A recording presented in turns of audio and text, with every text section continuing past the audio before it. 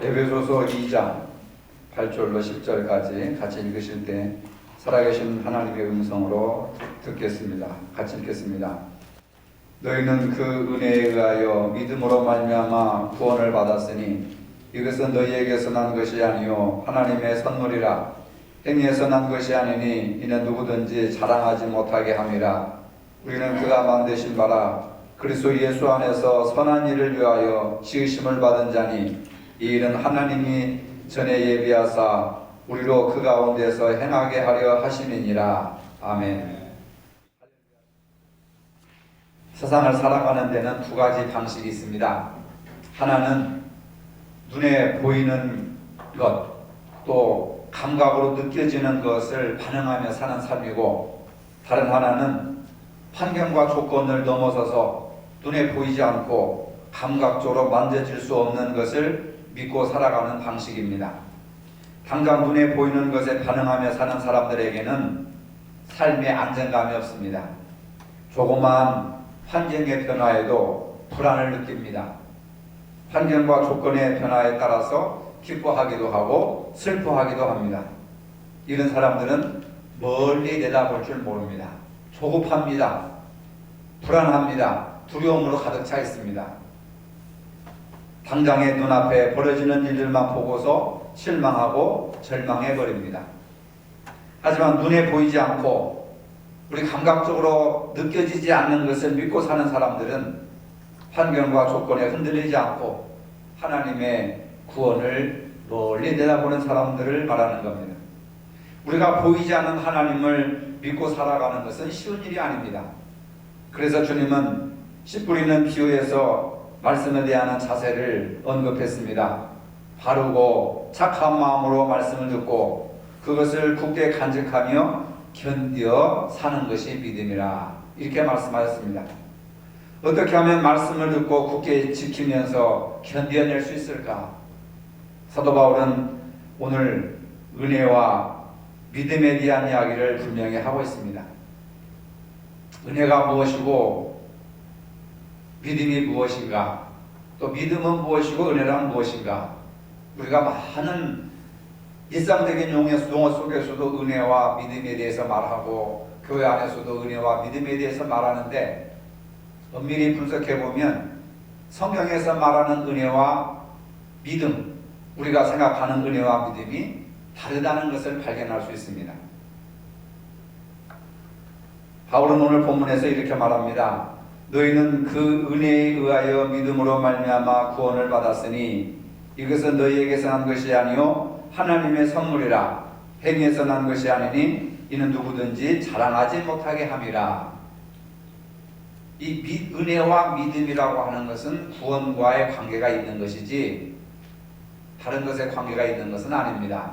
그래서 세상적인 은혜와 믿음이라고 하는 용어와 좀 차이가 있는 거예요. 그리고 은혜가 먼저 나오고 그 다음에 믿음이라고 하는 말이 나옵니다. 본문은 이 두 가지를 통해서 구원을 받을 수 있다고 합니다. 은혜에 의하여 믿음으로, 은혜에 의하여 믿음으로 구원받는다. 은혜와 믿음, 이 두 가지는 어떤 관계에 있고 둘 중에 어떤 것이 더 중요한 것일까? 구원을 얻는데 더 근본적인 영향을 끼치는 것은 믿음일까 아니면 은혜일까? 한 번도 생각을 해보지 못한 그러한 이야기들을 바울 서신을 통해서 많은 부분에서 말씀을 하고 있습니다. 은혜와 믿음, 이 두 가지는 구원과 관련되어서만 사용되는 용어다. 본문에 의하면 은혜가 있었기 때문에 믿음이 필요하다고 말합니다. 은혜가 믿음보다 앞서는 겁니다. 은혜가 있어야 믿음이 필요한 겁니다. 그러면 먼저 은혜가 무엇인지를 살펴보겠습니다. 은혜라는 말은 성경에서뿐만 아니라 세상에서도 많이 쓰는 단어입니다. 선생님의 은혜, 부모님의 은혜, 오늘 목사님 설교의 은혜를 많이 받았습니다. 이런 이유로 많은 사람들이 신앙생활에 큰 혼란과 어려움을 겪기도 합니다. 은혜도 바로 그런 단어 중에 하나입니다. 은혜란 무엇인가? 많은 사람들이 예배 드리면서 감동을 받고 찬양하다가 눈물을 흘리고 은혜 받았다고 합니다. 물론 그것도 일부분에서 은혜에 속하는 겁니다. 은혜는 하나님이 우리에게 값없이 주시는 것이니 모든 것이 하나님의 은혜입니다. 하지만 은혜 중에 은혜는 하나님이 우리에게 값없이 주시는 예수 그리스도가 은혜라고 하는 겁니다. 예수님 자체가 은혜라는 거예요. 받아서 은혜가 아니고 주어서 은혜가 아니라 예수님 자체가 은혜라고 하는 거예요. 그러니까 은혜와 믿음은 구원과 연관시키는데 예수님은 구원자로 오신 거잖아요. 산타 할아버지로 오신 것이 아닙니다. 우리 인간을 구원하시기 위해서 오셨습니다. 그래서 은혜 중에 가장 큰 은혜는 우리를 구원하신 예수 그리스도가 가장 큰 은혜라고 하는 거예요. 그러니까 저 설교가 은혜 있다, 은혜 받았다, 안 받았다 잘못된 용어 있죠. 저 교회가 은혜가 있다, 없다 잘못된 용어입니다. 예수 그리스도가 은혜라고 하는 거예요. 하나님의 사랑을 받을 가치가 없었던 우리, 하나님께 족대지겼던 우리, 하나님의 뜻대로 살지 않고 내 마음과 내 고집대로 살아온 우리, 그 죄인된 우리를 구원하시기 위해서 예수님을 이 땅에 보내주셨습니다. 그냥 주신 것이 아니고 우리를 위해서 십자가에 돌아가시게 하셨습니다. 은혜 중에 은혜는 예수 그리스도고 그 은혜의 중심에는 예수님이 계신다고 하는 사실입니다. 예수님을 통해 나타난 하나님의 놀라운 사랑, 예수님을 통해 나타난 하나님의 놀라운 구원, 은혜의 중심에는 바로 예수님의 십자가의 죽으심이 있다고 하는 겁니다. 이게 은혜예요. 이게 예수님의 나를 위해서 죽으신 것이 은혜입니다. 이게. 본문에서 바울은 우리가 이런 은혜로 구원을 받았다고 합니다. 예수님의 십자가의 죽으심이 없이는, 은혜가 없이는 구원이 없는 거예요. 뭘 믿습니까 우리가? 여러분들이 뭘 믿습니까? 교회를 믿습니까? 목사를 믿습니까? 뭘 믿습니까? 나를 위해서 십자가에 죽으신 예수 그리스도를 믿는 것이, 이것이 믿음이고 그 은혜를 믿는 것이 믿음이라 그 말입니다. 하나님이 우리를 불쌍히 여겨주셔서 예수님을 보내주셨습니다. 우리를 살리기 위해서 예수님이 죽으셨습니다. 이것이 은혜예요. 은혜의 중심에는 내가 있는 것이 아니고 다른 사람이 있는 것이 아니라 예수님이 은혜의 중심에 계시다. 그러면 믿음은 무엇일까? 믿음은 선물을 감사함으로 받는 것을 믿음이라고 하는 겁니다. 믿음이라고 하는 것은 하나님이 우리에게 주신 구원이라는 놀라운 은혜에 감사합니다 라고 받는 것이 믿음이에요. 예수 그리스도를 은혜의 선물로 주셨습니다. 구원을 주신 거죠. 그 예수님을 우리가 감사합니다 라고 받는 것이 믿음이에요. 은혜를 받아들이는 것이 믿음이에요. 여러분. 용어 정리를 잘 하셔야 성경을 제대로 읽을 수 있습니다. 이것이 정리가 되지 않으면 성경을 잘 못 읽어요. 성경을 읽어도 이해가 안 되는 겁니다. 더군다나 바울 서신 같은 경우는 굉장히 어렵습니다. 에베소서 1장 7절을 보면 이런 말이 나옵니다. 자 봅시다. 우리는 그리스도 안에서 그의 은혜의 풍성함을 따라 그의 피로 말미암아 속량 곧 죄사함을 받았느니라. 구원이 믿음이라는 단어가 없습니다. 우리는 그리스도 안에서 그의 은혜의 풍성함을 따라, 은혜의 풍성함을 따라 그의 피로 말미암아 속량 곧 죄사함을 받았다. 은혜로 죄사함을 받았다. 결국 우리는 구원을 받았다 그 말입니다. 속량 곧 죄사함은 은혜의 풍성함 때문이라고 하셨습니다. 예수님이 나를 위해서 십자가에 죽으시고 내 죄값을 지불하신 것이 은혜의 풍성하기 때문에 은혜의 풍성함이라고 하는 거예요. 은혜로 인해서 우리가 구원받았다고 하는 겁니다. 믿음은 하나님의 은혜가 우리 것이 되게 할 뿐입니다. 구원받는데 믿음이 매우 중요한 역할을 하지만 은혜보다 중요할 수는 없습니다. 믿음은 하나님이 주시는 은혜를 받아들이는 행위가 바로 믿음이라고 하는 거예요. 구원은 은혜로 받는 것입니다. 우리의 노력으로 되는 것이 아닙니다. 자랑할 수 없습니다. 더 확실하게 에베소서 2장 5절의 말씀을 봅시다.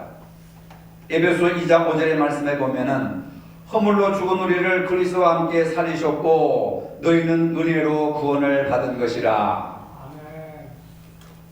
에베소서 2장 5절에 분명히 너희는 은혜로 구원을 받은 것이다. 물론 우리가 믿음으로 구원 받는다라고 하는 부분도 많이 있습니다. 근데 그것은 한쪽적인 얘기고, 믿음으로 구원 받는다고 하는 것은 믿음으로 그 은혜를 받을 때에 구원을 받는다 그 말이에요. 구원 받는 데는 믿음이 필요 없다는 얘기가 아니라, 우리가 믿는다고 하는 것은 무엇을 믿느냐? 하나님의 은혜이신 독생성자 예수 그리스도를 믿는 것이 그게 믿음이에요. 아시겠습니까? 그러니까 하나님의 은혜를 믿는 것이 믿음이에요.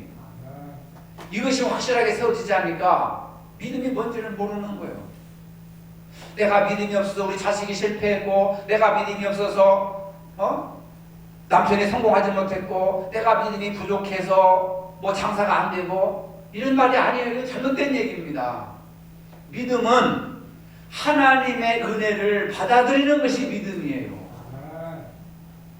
그러니까 여러분들, 내가 잘못 믿어서 가정이 안 되고 사업이 안 되고 자녀들이 안 됐을까, 이런 생각하는 것은 잘못된 생각이에요.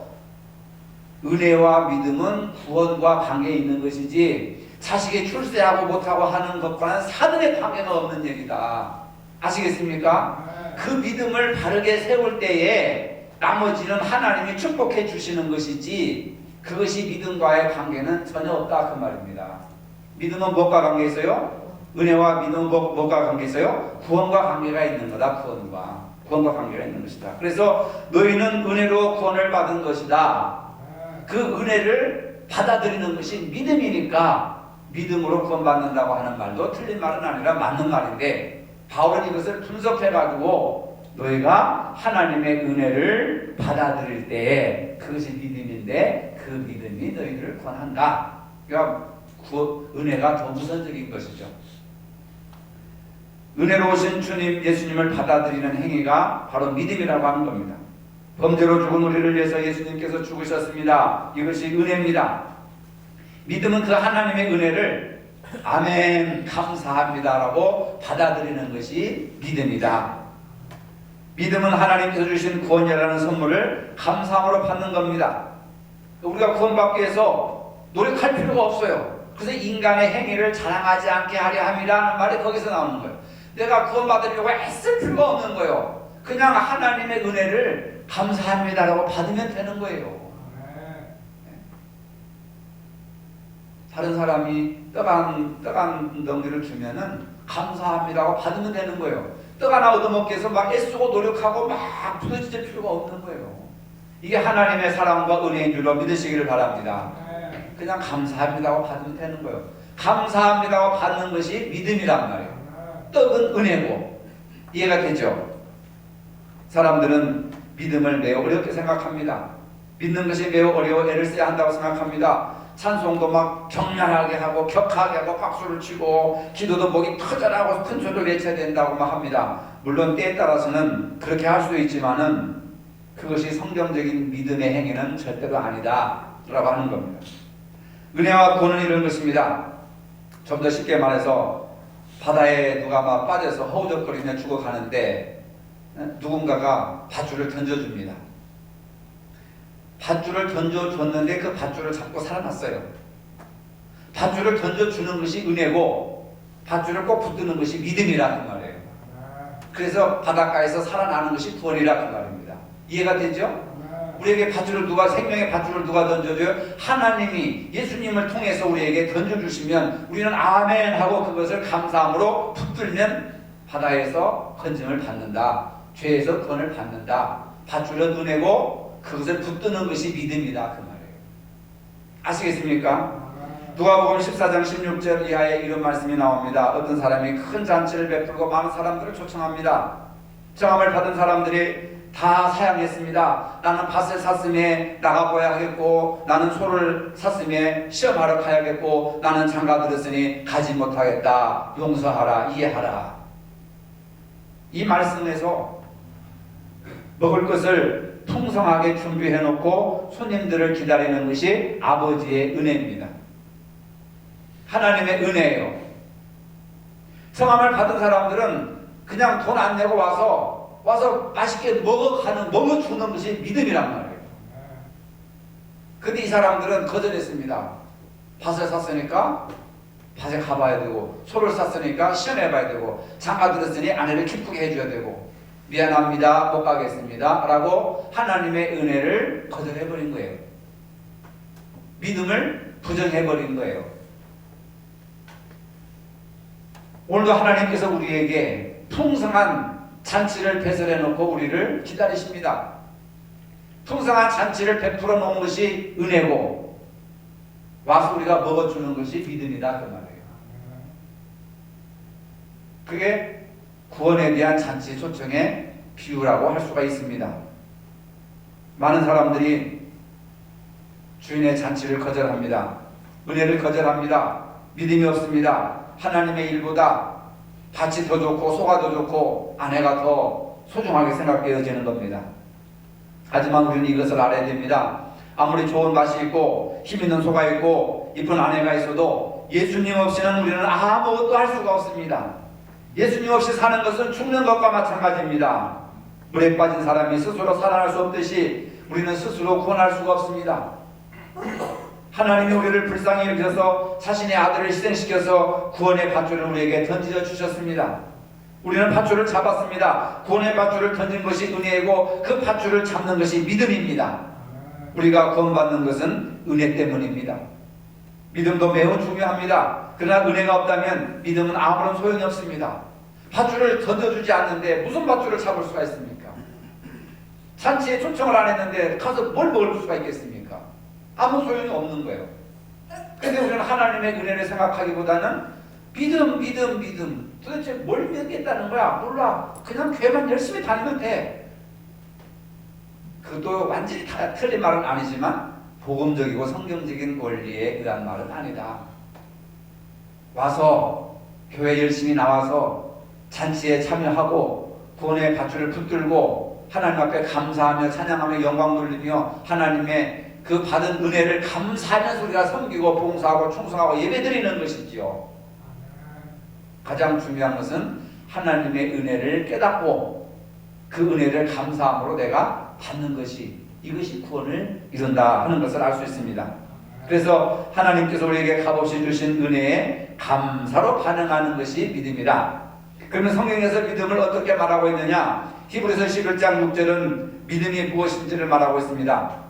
믿음이 없이는 하나님을 기쁘시게 하지 못하나니 하나님께 나아가는 자는 반드시 그가 계신 것과 또한 그가 자기를 찾는 자들에게 상 주시는 이심을 믿어야 할지니라. 여기에 이제 믿음이 필요하다는 거죠. 믿음의 중요성을 히브리서 11장 6절에서 말하고 있습니다. 두 가지를 믿어야 된다는 거예요. 그래서 하나님을 기쁘시게 할 수 있다는 겁니다. 은혜를 베풀어 주신 하나님을 기쁘시게 하기 위해서는 두 가지 믿음이 필요한데, 첫째로는 하나님이 계시다고 하는 것을 믿어야 할지니라. 이건 유실론과 무실론의 차이가 아닙니다. 하나님이 계시다는 거, 우리가 예배를 드릴 때 하나님이 우리 가운데 함께 하시는 것을 믿고 예배를 드립니다. 찬송도 헌금도 말씀도 하나님이 지금 이곳에 계신다고 하는 것, 그것을 믿고 예배를 드리는 것, 바로 이것이 믿음이라고 하는 거예요. 여러분들이 일상적인 삶 속에서 하나님이 지금 여기에 나와 함께 계시다는 것을 여러분들이 인정을 하고 믿으십니까? 안 믿는 사람들에게 하나님을 믿으라 그런 얘기가 아니에요. 믿는 사람들한테, 믿는다고 생각하는 교인들한테 당신들의 삶 속에, 당신들의 예배 속에, 찬송 속에, 기도 속에, 헌금 속에, 말씀 속에 하나님이 계시다는 것을 인정하느냐 그 말이에요. 만약 하나님이 우리 가운데 계시다는 것을 믿지 않는다면 허공에다가 찬송하고 기도하고 예배드리는 겁니다. 아무 의미가 없어요. 그냥 오늘 교회 갔다 왔다, 예배드리고 왔다, 끝. 무슨 의미가 있겠습니까? 우리는 하나님이 여기에 지금 이곳에 하나님이 계신다고 하는 지적인 동의를 넘어서 이제는 살아계신 하나님에 대한 진실한 사사가 필요하다. 차를 마시든지 운전을 한다든지 책을 본다든지 공부를 한다든지 직장에서 직장생활을 한다든지 무엇을 하든지 지금 이곳에 속에 하나님이 계시다고 하는 것을 믿어야 할지니라. 하나님이 지금 이곳에 계시다고 하는 것. 두 번째로 하나님이 자기를 찾는 자들에게 상 주시는 이심을 믿으라 하는 겁니다. 상이라고 하는 것은 무엇일까? 여기서 많은 사람들이 오해를 합니다. 믿음을 오해한 사람들은 자신이 원하는 것, 자신이 얻고 싶은 것을 강하게 믿으면 하나님이 그것을 상으로 주신다고 생각합니다. 우리가 갖고 싶은 것을 간절히 원하면 자식의 승진이라든지 공부 잘하는 것이라든지 우등상을 탄다든지 아프지 않고 오래 산다든지 이런 것을 주신다고 생각하는 거예요. 그걸 상으로 준다고 생각하는 겁니다. 그러면 얼마나 좋겠어요. 그래서 이런 것들을 주실 것을 믿고 열심히 되면 하나님이 상으로 주신다 라고 생각합니다. 그러나 히브리서 11장 6절의 말씀에서는 상이라고 하는 것은 뭐냐? 출세 성공, 돈벼락, 땅 부자 이런 것이 하나님이 주시는 상이 아니라 하나님이 우리에게 가장 주고 싶어 하시는 상이 구원이라고 하는 거예요. 매력 없죠? 땅을 주신다면 아멘수가 커질 텐데, 자식들 성공하고 출세한다면 아멘 아멘 할 텐데 구원을 상으로 주신다고 하니까 별 그냥 기쁘지도 않은 것 같아요. 근데 히브리서 11장 6절에서 말하는 상은 구원을 가리키는 거예요. 좋든 싫든 구원을 가리키는 겁니다. 그런데 우리 인간으로서 가장 큰 상급은 구원보다도 더 큰 상급이 없습니다.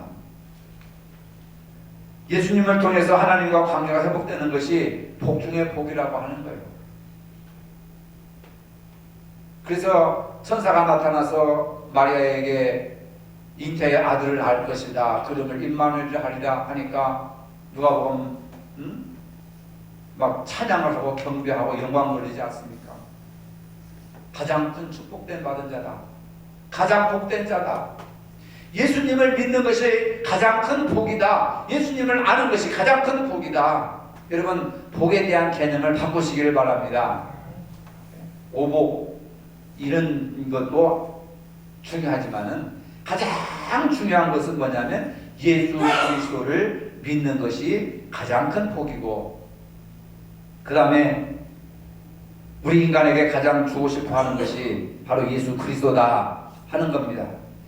그래서 하나님을 간절히 찾는 자들에게 상 주시는 이심을 믿어야 할지니라. 그 상은 구원자이신 예수 그리스도를 우리에게 주시는 것이다 라고 하는 것을 알 수가 있습니다. 성경에 말하는 믿음은 우리가 믿고 싶은 것을 열심히 믿는 것이 아니고, 성경이 증거하는 믿음은 하나님이 하신 일을 인격적으로 받아들이는 행위가 믿음이라고 하는 거예요. 그러니까 내가 원하는 것을 이루는 것이 믿음이 아니라 하나님이 하시고자 하시는 것이 나를 통해서 나타나는 것이 그게 믿음의 행위라고 하는 겁니다. 그 예수님도 뭐라고 그랬어요? 내 뜻대로 마옵시고 아버지의 뜻대로 하시옵소서. 아버지의 뜻이 나타나는 것, 이것이 중요한 것이죠. 내 뜻이 이루어지는 것이 아닙니다. 내 뜻은 얼마든지 다를 수가 있어요. 비치일 수가 있고 성경을 떠날 수도 있습니다. 인간의 욕망이라고 하는 것이 끝도 없잖아요. 욕망을 이루는 것이 축복이 아니고 복이 아닙니다. 나의 삶을 통해서 예수 그리스도가 나타나는 것, 그것이 가장 큰 축복 아니겠습니까? 믿음 생활은 어렵고 힘든 노력을 요구하지 않습니다. 주신 선물을 내 것으로 받아들이면 됩니다. 그냥 감사합니다, 하나님 받겠습니다. 그럼 구원이 이루어지는 거죠. 그리고 구원받은 사람은 그것으로 끝나는 것이 아니라 내 안에 예수님이 계시니까 어떻게 살아야 돼요? 예수님이 말씀하시는 대로 믿음으로 살고 행함으로 살고 순종함으로 살고 예수님이 가르쳐 주신 말씀대로 살아가는 것이 신앙생활의 핵심이라고 하는 거죠. 예수님이 나의 주인이 되셨으니까, 내가 내 주인이 아니라 예수님이 나의 주인이 되셨으니까 주님이 원하시는 대로 살아가면 된다는 겁니다.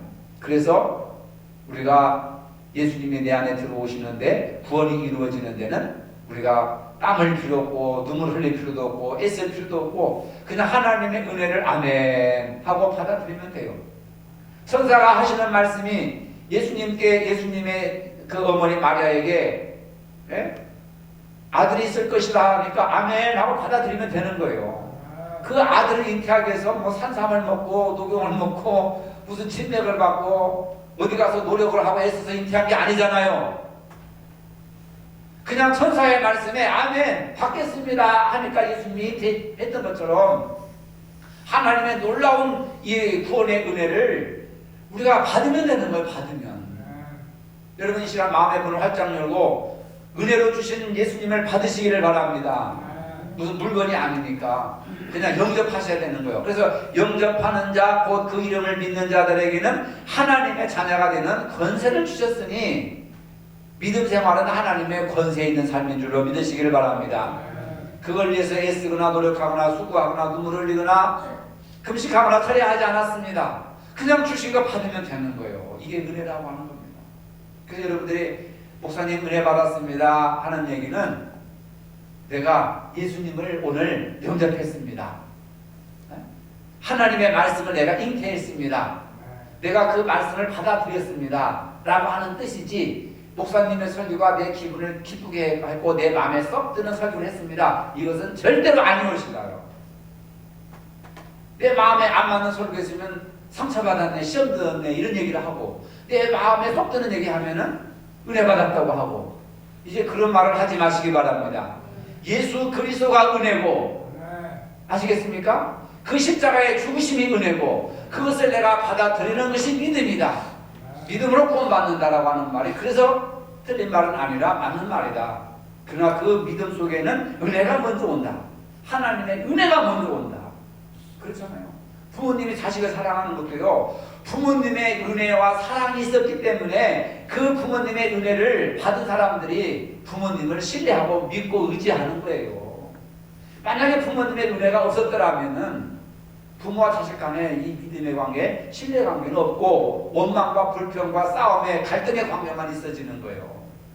아시겠습니까? 그러니까 하나님의 은혜에 감사합니다. 그 은혜의 핵심에는 예수님이 계시고, 이번 성탄절에도 하나님이 나를 사랑하셔서 나를 구원하시기 위해서 은혜의 선물로 예수님을 주셨습니다. 그래서 우리는 아멘, 주 예수여 어서 오시옵소서, 마라나타, 요한계시록에 의하면 마라나타, 주 예수 그리스도여 어서 오시옵소서, 내 삶의 중심에 오시옵소서, 이게 가장 중요한 성탄절의 의미예요. 그리고 삶의 뜻입니다. 그래서 교회 생활이라고 하는 것은 그 은혜 받은 사람들, 예수님을 영접한 사람들을 서로 사랑하고 서로 구제하고 서로 섬기고 서로 용서하고 서로 화합하면서 하나님의 은혜를 같이 나누는 것이 교회 생활의 모습이지요. 그러니까 교회는 서로 미워하고 헐뜯고 다투고 싸우고 갈등을 일으킬 필요가 하등이 없어요. 왜? 예수님의 은혜를 받은 사람들이 그 은혜를 더 확장시켜야 되죠. 하나님의 원하시는 일을 행해야 되죠. 교회는 그런 모습입니다. 이제 우리는 성경적인 믿음의 눈을 가져야 됩니다. 당장 눈에 보이는 것들 때문에 좌절하거나 절망하지 마시기 바랍니다. 믿음은 보이지 않는 하나님을 보는 것처럼 살아가는 것입니다. 아브라함이 그렇게 살았고 모세도 그렇게 살았고 구약의 모든 족장들도 약속의 말씀을 믿고 살았습니다. 오늘 우리에게 필요한 것은 은혜를 깨닫고 그 은혜를 믿음으로 받는 것입니다. 믿음으로 하나님의 말씀을 붙들고 살아야 합니다. 하나님의 이름을 의지하며 어려움을 이겨야 합니다. 그럴 때 우리 앞에 홍해바다가 갈라지고 요단강이 갈라지고 여리고성이 무너질 줄로 믿습니다. 하나님께서 우리들에게 믿음을 주신 이유가 바로 여기에 있습니다. 다가오는 성탄을 하나님의 은혜로 받아들이시기 바랍니다. 우리를 구원하시기 위해서 보내주신 하나님의 은혜이신 예수님을 믿음으로 맞이하시기를 바랍니다. 더 굳센 믿음을 받아야 합니다. 이것이 예수 믿는 우리의 자세인 줄로 믿으시기를 바랍니다. 우리를 구원하시기 위해서 은혜의 선물로 예수님을 보내주셨습니다. 이 사실을 감사함으로 받는 것이 믿음입니다. 베풀어 주신 은혜를 감사함으로 받는 믿음을 가질 수 있는 저희들이 되게 하여 주시옵소서. 예수님의 이름으로 기도합니다. 아멘. 이제는 우리 주 예수 그리스도의 은혜와 하나님 아버지의 무한하신 사랑과 성령의 교통하심이 값없이 주시는 하나님의 은혜를 믿음으로 받아 구원에 이르는 삶을 살기를 원하는 모든 성도들 머리 위에 이제로부터 영원토록 함께 하시기를 축원하옵나이다. 아멘.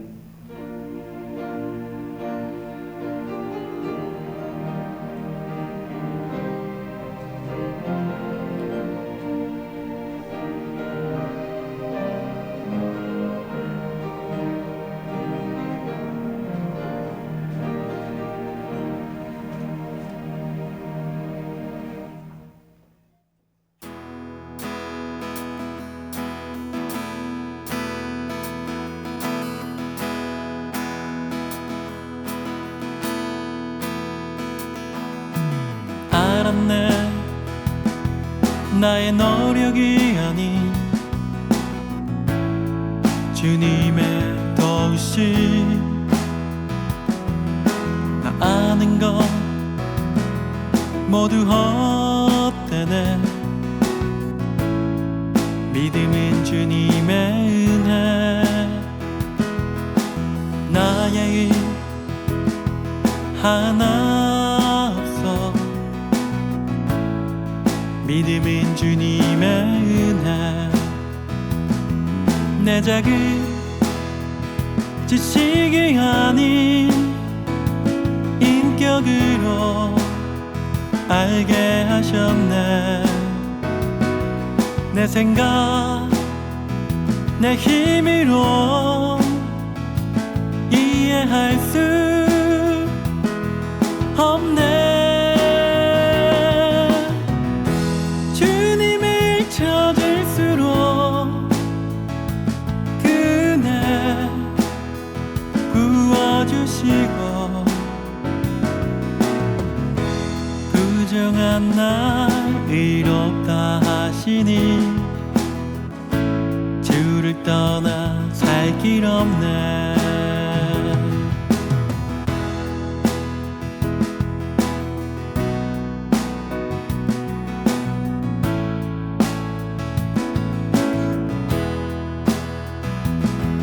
내 작은 지식이 아닌 인격으로 알게 하셨네. 내 생각 내 힘으로 이해할 수 없네. 주님을 찾을수록 그네 부어주시고 부정한 날 의롭다 하시니 주를 떠나 살 길 없네.